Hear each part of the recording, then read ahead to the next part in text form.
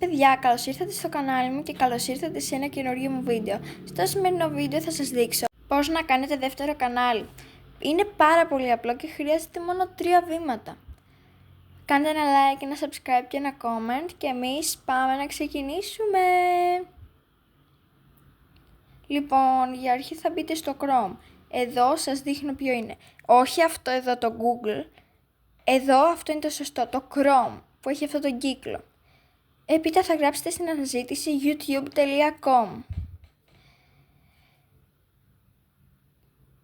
Θα μπείτε στο YouTube και θα πατήσετε πάνω δεξιά τη φωτογραφία του καναλιού σας. Θα πάτε κάτω εκεί που γράφει ρυθμίσεις και θα πατήσετε προσθέστε διαχειριστή τα κανάλια σας. Αυτό εδώ θα σας βγάλει. Μετά θα πατήσετε δημιουργία καναλιού και θα βάλετε το όνομα του καναλιού και θα είναι έτοιμο. Ήταν πάρα πολύ εύκολο και πάμε να ξαναπεριλάβουμε λίγο τα βήματα. Πηγαίνουμε στο Chrome, στο Google Chrome, όχι στο σκέτο Google, και πατάμε youtube.com στην αναζήτηση.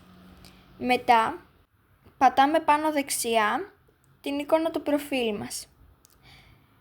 Μετά εκεί πατάμε ρυθμίσεις, πατάμε προσθέστε ή διαχειριστείτε τα κανάλια σας και μετά δημιουργία καναλιού.